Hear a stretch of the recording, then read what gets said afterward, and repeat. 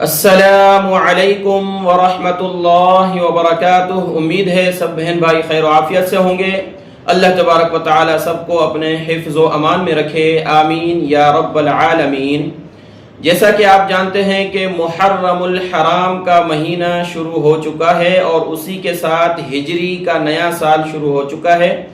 1448 ہجری شروع ہو چکی ہے۔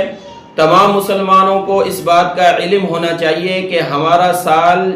محرم الحرام کے مہینے سے شروع ہوتا ہے اور ابھی 1447 ہجری مکمل ہوئی، 1448 ہجری شروع ہوئی ہے۔ سال میں 12 مہینے ہوتے ہیں اور ان 12 میں سے 4 مہینے حرمت والے ہیں، احترام والے ہیں۔ سورۃ التوبہ کی آیت نمبر 36 میں اللہ تبارک و تعالی کا ارشاد ہے، اعوذ باللہ من الشیطان الرجیم، بسم اللہ الرحمن الرحیم، ان عدت الشہور عند اللہ 12 شہرا، بے شک مہینوں کی گنتی، مہینوں کی تعداد اللہ کے ہاں 12 مہینے ہیں، یعنی 12 مہینوں کا ذکر قرآن مجید میں ہے اور پھر ان میں سے 4 مہینے محترم ہیں، 4 مہینے احترام والے ہیں کہ اسلام سے پہلے بھی زمانہ جاہلیت میں لوگ ان مہینوں کا احترام کرتے ہوئے آپس میں لڑائی جھگڑا بند کر دیتے تھے، اور لڑائی جھگڑا اگر جاری رہتا تھا تو ان مہینوں میں وہ موقوف کر دیتے تھے، کسی سے لڑائی وغیرہ نہیں کرتے تھے۔ یعنی یہ حرمت کے 4 مہینے ہیں جن میں سے ایک محرم الحرام بھی ہے۔ جس دن کی عظمت ہوتی ہے، جس رات کی عظمت ہوتی ہے، تو اس رات میں جس طرح نیکی کرنا زیادہ اجر اور ثواب کا باعث ہوتا ہے، تو اس طرح اس میں گناہ بھی ڈبل جو ہے اس کا گناہ اور سزا شمار ہوتی ہے۔ رمضان المبارک کا جو روزے ہیں ان کے بعد جو روزے افضل ہیں وہ محرم الحرام کے مہینے کے ہیں۔ آپ جانتے ہوں گے کہ رمضان المبارک کے روزوں کی فرضیت سے پہلے جو روزہ رکھا جاتا تھا، فرض روزہ تھا، وہ 10 محرم الحرام کا روزہ تھا، لیکن جب رمضان المبارک کے روزوں کی فرضیت کا حکم نازل ہوا تو 10 محرم کا جو روزہ ہے وہ سنت ہو گیا، یعنی اب فرض نہیں ہے،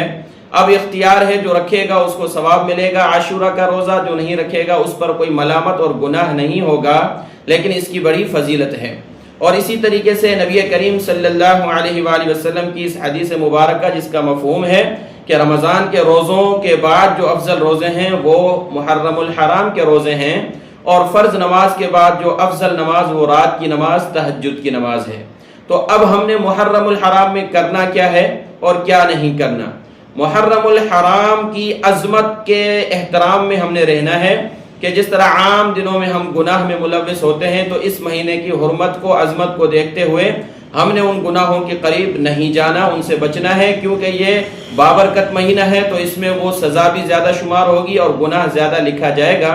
اور اس میں ہم نے نیکیاں کرنی ہیں۔ بعض جو مسلمان ہیں ان کے ذہن میں یہ تصور ہوتا ہے کہ پہلی محرم سے 10 محرم تک یہ حرمت ہے، یہ نہیں۔ مکمل محرم الحرام کا پورا مہینہ جب تک کہ اگلا مہینہ صفر کا جو مہینہ ہے تو اس کا چاند نظر آئے گا، تب تک یہ محرم الحرام حرمت کا مہینہ جاری رہے گا۔ اور اس میں ایک بات یہ بھی دیکھ لیں، بہت سارے مسلمانوں کو ہمارے جو یہ اسلامی سال ہیں جن کا تعلق چاند سے ہوتا ہے، اسلامی مہینے جن کا ذکر قرآن مجید میں آیا 12 شہرا،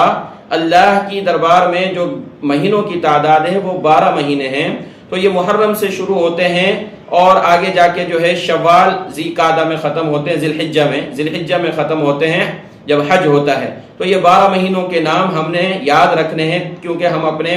مذہب کے بارے میں اس کی معلومات رکھیں، یہ ہمارے لیے ضروری ہے۔ تو محرم الحرام میں